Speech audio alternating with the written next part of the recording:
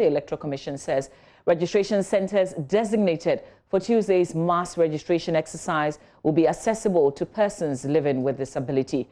Out of the 2 million registered persons with disability, the Commission says it is expected to register about 500,000 at the end of the exercise. Let's go live and speak to my colleague, Kwesi Parker Wilson, who was at that media engagement earlier. Parker, what exactly are the measures the EC has taken to ensure a smooth process for persons with disability?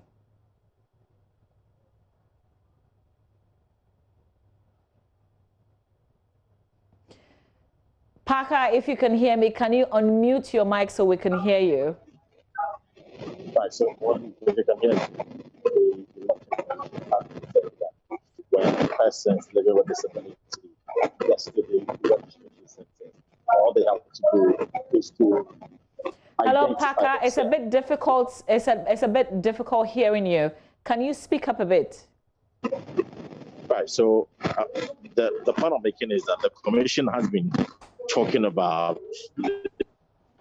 the PWDs, I mean the persons with disability, to identify themselves when they get to the registration center, so that at least the EC officials, the registration officials, will know that indeed they are disabled and will facilitate their registration. The argument they made was that some of the disability is not feasible.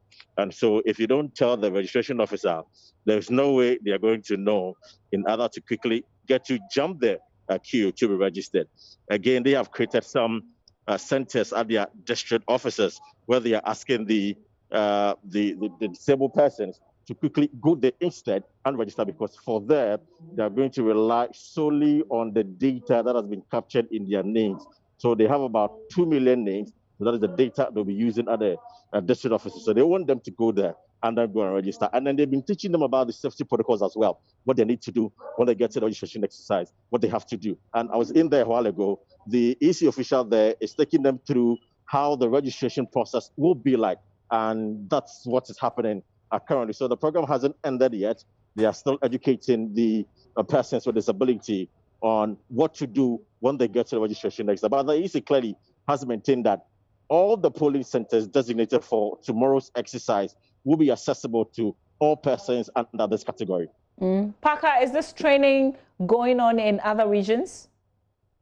No, so that is one of the questions one of the persons with disability mentioned or asked, actually, that the timing is a bit wrong because it is just a day before the main exercise. It will be very difficult for them to send communication to their colleagues in the other regions. They would have wished that the Electoral Commission replicates this training at the various regions. And the answer being given was that because of the legal suit against the Commission and also the restrictions, it made it impossible for the Commission to facilitate some of these engagements. Now, it is their belief that as they are giving them this training, they will find ways of sending the information to their colleagues out there. And even with the Commission as well, whilst the exercise is going on, I mean, it's going to take about 33 days. They're expecting that their officers within the various districts and the various regions would organize a similar programs like this and let the persons with disability understand what they need to do when they get to the registration center. And that's my colleague, Kwesi Parker Wilson, reporting there. You're watching Election Brief.